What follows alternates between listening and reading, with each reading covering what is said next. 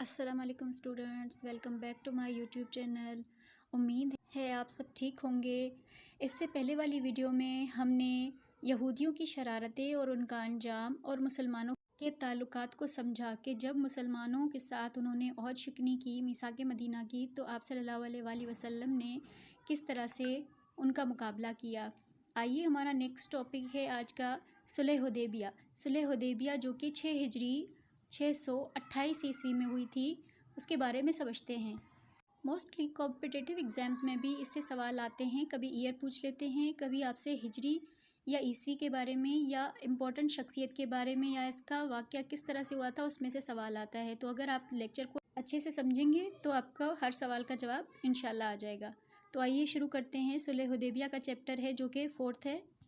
کسی Islamic history کی بک میں آپ کو یہ چیپٹر 3 ملے گا، کسی میں 4 چیپٹر ملے گا، تو بات ایک ہی ہے۔ ٹاپک کو آئیے سمجھتے ہیں۔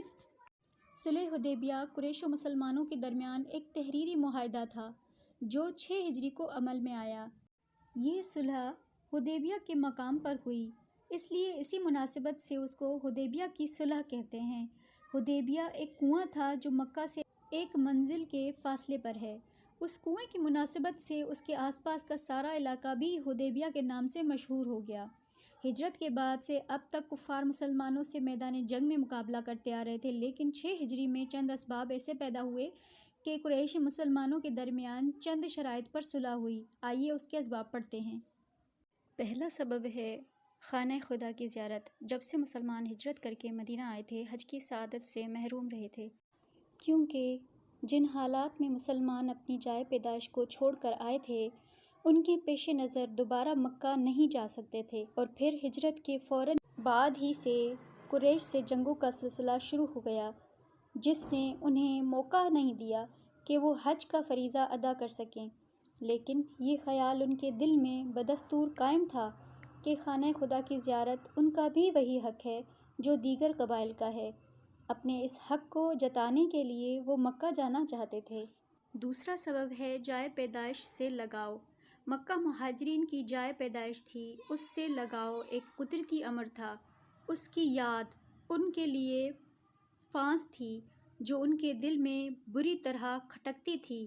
اس کے علاوہ اپنے عزیزوں کی یاد بھی آتی تھی جو مکہ ہی میں مقیم تھے۔ تیسرا سبب ہے بشارت۔ 6 ہجری میں رسول اللہ صلی اللہ علیہ وسلم کو بشارت ہوئی کہ آپ سلم اس سال مسلمانوں کے ہمراہ حج کریں گے۔ یہ بشارت رسول اللہ اور مسلمانوں کے لیے بہت بڑی خوشخبری تھی، ان کی خواہشات کی تکمیل کا موقع تھا، لہٰذا آپ صلی اللہ علیہ وآلہ وسلم کا حکم پاتے ہی تمام مسلمان خوشی و مسرت کے جذبے سے سرشار رسول اللہ کی قیادت میں حج کی تیاریوں میں مصروف ہو گئے۔ چوتھا سبب ہے قریش کے جارحانہ اقدامات کا جواب۔ مسلمانوں نے قریش کے مظالم سے تنگ آ کر مدینہ ہجرت کی تھی، لیکن مدینہ میں بھی ان کے جارحانہ اقدامات کا سلسلہ جاری تھا۔ جنگ بدر، جنگ احد اور جنگ احزاب اسی سلسلے کی کڑیاں تھیں۔ یہ جنگیں بھی صلح حدیبیہ کا سبب بنیں۔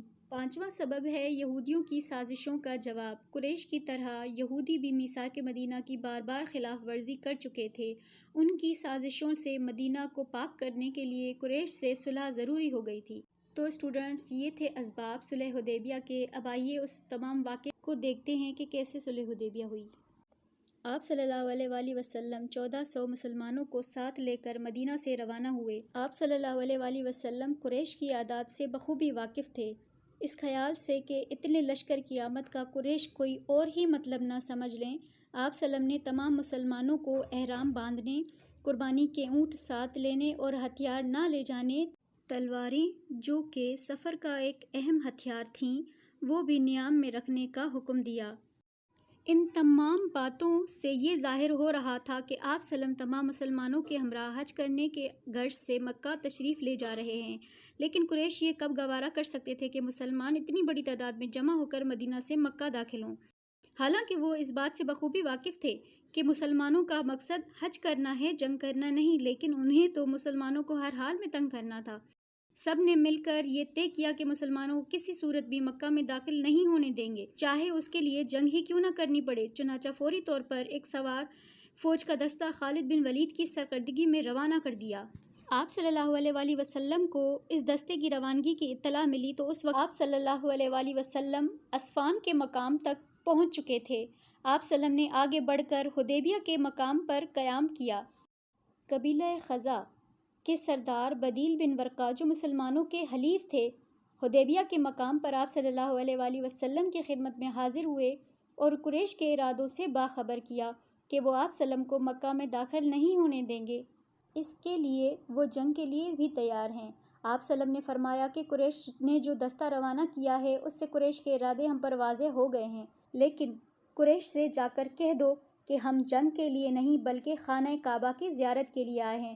بہتر یہی ہوگا کہ قریش ہم سے ایک معاہدہ کر لیں اور اس کی ایک مدت متعین کر لیں، اس پر اگر وہ راضی نہیں تو اس خدا کی قسم جس کے ہاتھ میں میری جان ہے، میں اس وقت تک لڑوں گا کہ میری گردن الگ ہو جائے اور خدا کو جو فیصلہ کرنا ہوگا کر دے گا۔ بدیل بن ورقہ آپ صلی اللہ علیہ وسلم کا یہ پیغام لے کر قریش کے پاس جا پہنچے۔ قریش کے چند نوجوان اس پیغام کو سننے کے لیے بھی تیار نہ تھے، لیکن بزرگوں کی اجازت سے بدیل نے حضور صلی اللہ علیہ وسلم کا پیغام ان تک پہنچایا، جسے سن کر عروہ بن مسعود نے قریش سے اس بات کی اجازت لی کہ وہ جا کر آپ صلی اللہ علیہ وسلم سے معاملات طے کریں۔ قریش کی اجازت سے عروہ بن مسعود حضور صلی اللہ علیہ وسلم کی خدمت میں آئے، لیکن معاملات طے کرنے کے بجائے سخت کلامی پر اتر آئے، اور جو مسلمانوں کے لیے انتہائی غصے کا باعث تھی۔ لیکن آپ صلی اللہ علیہ وسلم نے انہیں ضبط کرنے کی تلقین کی اور عروہ بن مسعود گفتگو کر کے واپس چلے گئے، لیکن آپ صلی اللہ علیہ وآلہ وسلم سے مسلمانوں کی عقیدت کا منظر ان کے لیے انتہائی حیرت ناک تھا، جس نے انہیں بہت متاثر کیا۔ عروہ بن مسعود کے آنے سے معاملہ طے نہیں ہوا تھا، اس لیے آپ نے خراش بن امیہ رضی اللہ کو معاملات طے کرنے کے لیے قریش کے پاس بھیجا، لیکن قریش نے ان پر حملہ کر کے ان کو لوٹ لیا۔ خراش بن امیہ اپنی جان بچا کر واپس آ گئے، جن کے تعاقب کے لیے قریش کا ایک دستہ مسلمانوں پر حملہ آور ہوا لیکن گرفتار ہو گیا۔ آپ صلی اللہ علیہ وسلم نے ان کو معاف کر دیا۔ قریش کے لیے یہ آپ صلی اللہ علیہ وسلم کے اخلاق کا ایک ثبوت تھا، شاید اس کا اثر تھا کہ قریش مصالحت کے لیے تیار ہو گئے۔ اس کے بعد نیکسٹ ٹاپک ہے بیعت رضوان۔ اسی درمیان بیعت رضوان ہوئی۔ خراش بن امیہ کے واپس آنے کے بعد آپ صلی اللہ علیہ وسلم نے حضرت عثمان رضی اللہ کا انتخاب کیا کہ وہ جا کر قریش سے مصالحت کی گفتگو کریں۔ حضرت عثمان رضی اللہ مکہ پہنچے، لیکن ادھر یہ افواہ پھیل گئی کہ حضرت عثمان دشمنوں کے ہاتھوں شہید کر دیے گئے ہیں۔ اس خبر سے آپ صلی اللہ علیہ وآلہ وسلم کو بہت ہی قلق ہوا، یعنی دکھ اور تکلیف ہوئی۔ حضرت عثمان رضی اللہ کے خون کا بدلہ لینے کے لیے آپ صلی اللہ علیہ وسلم نے تمام مسلمانوں سے جان نثاری کی بیعت لی۔ یہ بیعت تاریخ اسلام میں بیعت رضوان کہلاتی ہے، جو تاریخ اسلام کا ایک نہایت اہم واقعہ ہے۔ بیعت کے بعد معلوم ہوا کہ یہ افواہ تھی۔ آئیے پڑھتے ہیں شرائط کیا تھے صلح کے۔ اس عرصے میں قریش نے سہیل بن عمرو کو اپنی طرف سے سفیر بنا کر بھیجا۔ سہیل اور آپ صلی اللہ علیہ وآلہ وسلم کے درمیان گفتگو ہوئی اور بالآخر چند شرائط پر صلح ہوئی۔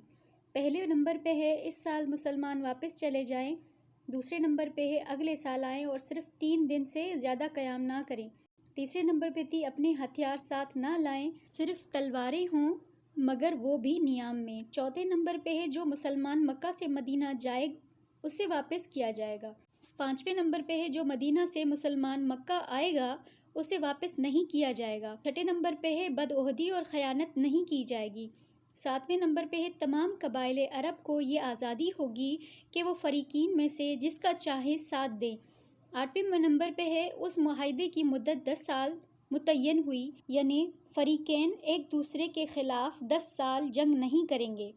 اس صلح کی ہر شرط پر اگر غور کیا جائے تو واقعی یہ شرائط مسلمانوں کے لیے تکلیف دہ تھیں۔ آپ صلی اللہ علیہ وسلم نے صلح نامہ لکھنے کی خدمت حضرت علی رضی اللہ کو سونپی۔ حضرت علی رضی اللہ نے شرائط لکھنے سے قبل بسم اللہ الرحمن الرحیم لکھا، لیکن سہیل بن عمرو نے مداخلت کی کہ عرب کے دستور کے مطابق بسمک اللہم لکھیں۔ حضرت محمد صلی اللہ علیہ وآلہ وسلم نے حضرت علی کو یہی لکھنے کا حکم دیا۔ اس کے بعد یہ جملہ تھا کہ وہ معاہدہ ہے جو سہیل بن عمرو اور محمد صلی اللہ علیہ وسلم کے درمیان طے ہوا۔ محمد رسول اللہ جب لکھا گیا تو سہیل بن عمرو نے پھر سے اختلاف کیا کہ ہمارا اور آپ کا اختلاف بھی اسی بات پر ہے کہ اگر ہم محمد صلی اللہ کو خدا و رسول مان لیتے تو اختلاف کا کیا سوال تھا۔ صرف محمد بن عبداللہ لکھا جائے۔ اس شرط کو بھی منظور فرمایا، لیکن حضرت علی رضی اللہ کے لیے یہ انتہائی کٹھن مرحلہ تھا کہ آپ سلم کا نام اپنے ہاتھ سے مٹا کر صرف محمد صلی اللہ علیہ وآلہ وسلم بن عبداللہ لکھتے۔ اس لیے آپ سلم نے خود اپنے دست مبارک سے صلی اللہ علیہ وآلہ وسلم مٹا دیا۔ اس طرح اگر یہ دیکھا جائے تو شرائط لکھنے سے پہلے ہی قریش نے جو اختلاف کیا وہی مسلمانوں کے لیے کسی طرح کم اذیت ناک نہ تھا، لیکن آپ سلم تو ہر بات درگزر کرنے کے عادی تھے۔ آئیے اسٹوڈنٹس، اب ہمارا نیکسٹ ٹاپک ہے ابو جندل۔ ابھی شرائط لکھی جا رہی تھیں کہ سہیل بن عمرو کے صاحبزادے ابو جندل جو اسلام قبول کر چکے تھے اور اسی جرم کے پاداش میں قریش کے ظلم کا نشانہ بنے ہوئے تھے، کسی طرح بھاگ کر مکہ سے مدینہ آ پہنچے اور آپ سلم سے پناہ مانگی۔ مسلمانوں کے دلوں انہیں دیکھ کر ملول ہوئے، یعنی نرم ہوئے، لیکن قبل اس کے کہ آپ سلم ان کے لیے کچھ کہتے، سہیل بن عمرو پھر بول پڑا کہ معاہدے تکمیل کا یہ پہلا موقع ہے، اگر اس کی خلاف ورزی کی تو معاہدہ ابھی ختم کر دیا جائے گا۔ اس سے ان کا اشارہ صلح کی اس شرط کی طرف تھا کہ جو شخص مکہ سے مدینہ آئے گا اسے واپس کیا جائے گا۔ آپ صلی اللہ علیہ وآلہ وسلم نے فرمایا کہ ابھی معاہدہ قلم بند نہیں ہوا، لیکن سہیل نہ مانے۔ اس پر آپ صلی اللہ علیہ وآلہ وسلم نے ابو جندل کو واپس کر دیا۔ ان کی حالت دیکھ کر رسول اللہ اور مسلمان انتہائی پریشان کن حالت میں تھے، لیکن صلح کے لیے آپ سلم دشمن کی یہ شرط قبول کر چکے تھے۔ اس معاہدے پر چند کفار اور چند صحابہ رضی اللہ کے دستخط ہوئے۔ صحابہ میں سے حضرت ابوبکر صدیق، حضرت عمر فاروق رضی اللہ تعالی عنہ، حضرت عبد الرحمن بن عوف، عبداللہ بن سہیل رضی اللہ، سعد رضی اللہ بن ابی وقاص، محمود بن مسلمہ رضی اللہ اور حضرت علی رضی اللہ شامل تھے۔ اس طرح قریش اور مسلمانوں کے درمیان 10 سالہ مدت کے لیے صلح ہوئی۔ یہ تمام شرائط مسلمانوں کے لیے بظاہر تکلیف دہ تھیں اور مسلمان اسے اپنی شکست سمجھ رہے تھے، لیکن جس صلح کو مسلمانوں نے اپنی شکست جانا، اسی کو اللہ تعالیٰ نے فتح مبین قرار دیا، اور یہی صلح آئندہ جا کر فتح مکہ کا پیش خیمہ ثابت ہوئی۔ 3 دن قیام کرنے کے بعد آپ سلم مدینہ واپس آ گئے۔ واپسی میں آپ سلم پر سورہ فتح نازل ہوئی، جو مسلمانوں کی آئندہ آنے والی فتح کی خوشخبری تھی۔ اب ہماری نیکسٹ ہیڈنگ ہے نتائج، یعنی صلح حدیبیہ کے کیا نتائج نکلے۔ پہلے نمبر پہ صلح حدیبیہ ایک شرط یہ تھی کہ جو مسلمان مدینہ جائے اسے واپس کیا جائے گا، لیکن کچھ ہی دنوں بعد قریش خود آپ صلی اللہ علیہ وآلہ وسلم کی خدمت میں یہ شرط ختم کرنے کی درخواست لے کر پہنچے۔ ایک واقعے کی بدولت قریش یہ شرط ختم کرنے پر مجبور ہوئے۔ مکہ کے چند ستم رسیدہ مسلمان جو کسی مجبوری کی وجہ سے مکہ میں مقیم تھے، ایک شخص ابو بصیر بھی ان میں سے تھے، وہ قریش کے ظلم سے تنگ آ کر کسی طرح مدینہ جا پہنچا اور آپ سلم کی خدمت میں حاضر ہو کر پناہ مانگی۔ ان کے یہاں پہنچتے ہی قریش کے 2 آدمی انہیں لینے آ گئے کہ معاہدہ کے روز سے واپس کر دیں۔ آپ سلم نے ابو بصیر کو مکہ واپس کر دیا کیونکہ معاہدہ ہو چکا تھا اور اس کی شرط پر عمل کرنا تھا۔ ابو بصیر نے راستے میں ان دونوں آدمیوں میں سے ایک کو قتل کر دیا اور دوسرا فرار ہو گیا۔ اس کے بعد ابو بصیر شام کے علاقے مکہ میں حیض میں چلے گئے اور وہاں سکونت پذیر ہوئے۔ ان کے وہاں رہنے کی خبر سن کر کو مکہ کے کچھ ستم رسیدہ مسلمان بھی کسی طرح بچ کر ان کے پاس پہنچے، یہاں تک کہ ان کی تعداد 70 کے قریب ہو گئی اور وہ ایک جماعت بن گئی۔ اس جماعت نے قریش کے وہاں سے گزرنے والے تجارتی قافلوں کو لوٹنا شروع کر دیا، جس سے قریش کو انتہائی مشکل کا سامنا کرنا پڑا اور مجبور ہو کر آپ سلم کی خدمت میں حاضر ہو کر اس شرط کو ختم کرنے کی درخواست کی۔ اس طرح صلح حدیبیہ کی یہ شرط ختم ہوئی اور تمام مسلمان آزادانہ آنے جانے لگے۔ قریش جس چیز کو مسلمانوں کے حق میں نقصان دہ سمجھتے تھے، وہ خود ان کے لیے نقصان کا باعث ہوئی۔ وہ چاہتے تھے کہ چند مسلمانوں کو مکہ میں رکھ کر انہیں اپنے ستم کا نشانہ بنا رکھیں گے، لیکن ابو بصیر کے اس اقدام نے انہیں یہ شرط ختم کرنے پر مجبور کر دیا۔ دوسری تھی یہ صلح جو بظاہر مسلمانوں کی شکست تھی، آئندہ کامیابی اور کامرانی کا پیش خیمہ ثابت ہوئی، یعنی فتح مکہ کا باعث ہوئی۔ اس کی تفصیل ہم آگے پڑھیں گے۔ اللہ تعالیٰ تیسرے نمبر پہ ہے اللہ تعالیٰ نے سورہ فتح نازل کی اور جو مسلمان اس صلح کی شرائط سے مغموم اور ملول ہو گئے تھے، اس سورت کے نازل ہونے سے شادماں ہو گئے۔ چوتھے نمبر پہ ہے ہجرت کے فوراً بعد ہی غزوات کا جو سلسلہ شروع ہو چکا تھا، اس کی وجہ سے ایک دوسرے سے ملنے کے ذرائع بھی مفقود ہو چکے تھے، لیکن اس صلح کے بعد یہ خطرہ نہ رہا تو اسلام کی تبلیغ و اشاعت کا کام بھی تیزی سے ہونے لگا۔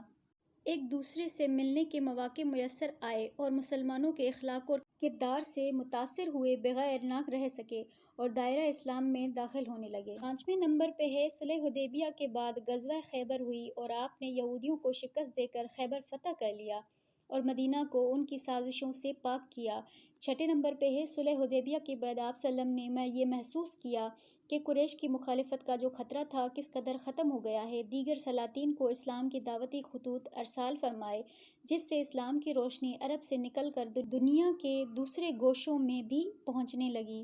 7ویں نمبر پہ ہے حضرت خالد بن ولید رضی اللہ اور حضرت عمرو بن العاص صلح حدیبیہ کے بعد مشرف بے اسلام ہوئے اور اپنی زندگی اسلامی کارناموں کے لیے وقف کر دی۔ 8ویں نمبر پہ ہے عورتوں میں سے حضرت کلثوم جو رئیس ملکہ کی صاحبزادی تھیں، مسلمان ہو چکی تھیں، صلح حدیبیہ کے بعد مدینہ ہجرت کر کے آئیں، لیکن ان کے ساتھ ان کے دونوں بھائی امارت اور ولید بھی آئے اور آپ صلی اللہ علیہ وسلم سے درخواست کی کہ ان کو واپس دے دیا جائے۔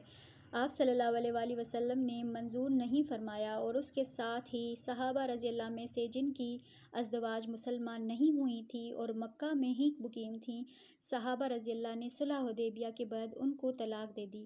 9ویں نمبر پہ ہے اس صلح کا فوری نتیجہ یہ ہوا کہ قریش اور تمام قبائل نے اسلام کے متعلق اب تک جو رائے قائم کی ہوئی تھی اس میں خود بخود ایک تغیر پیدا ہو گیا اور دشمنوں کے دل بھی اسلام کی طرف مائل ہوئے، کیونکہ یہ صلح ایسی تھی جس سے مسلمانوں کے استقلال کا اندازہ تمام قبائل کو ہوا۔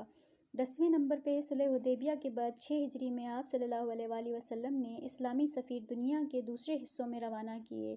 11ویں نمبر پہ ہے صلح حدیبیہ کے بعد قریش نے مسلمانوں کو ایک حریف کی حیثیت سے ان کی طاقت کو تسلیم کر لیا۔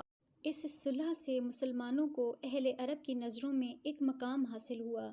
تو اسٹوڈنٹس، یہ تھا آج کا ٹاپک صلح حدیبیہ کے بارے میں۔ اس میں سے جو بھی سوال آپ سے ایگزامینیشنز میں آتے ہیں، ان کمپٹیٹیو ہو یا تھیوریٹیکل ایگزام ہو، اس کو آپ اچھے سے سمجھ لیں، اس سے نوٹس بنا لیں یا MCQs بنا لیں۔ ساری چیزیں اس میں کور کی گئی ہیں، نام بھی میں نے اس میں مینشن کی۔ مجھے امید ہے آپ کو بہت اچھے سے سمجھ میں آئے گا۔ اگر کوئی سوال ہو تو کامنٹ باکس میں لکھیے گا، اور اگر اس سے پہلے والی ویڈیوز دیکھنی ہیں تو پلے لسٹ کا لنک ڈسکرپشن باکس میں دیا گیا ہے، کائنڈلی وزٹ کیجیے گا۔ آج کا ٹاپک یہیں تک تھا، امید ہے آپ کو اچھے سے سمجھ میں آیا ہوگا۔ پھر ملتے ہیں نیکسٹ ٹاپک میں، تب تک کے لیے اللہ حافظ۔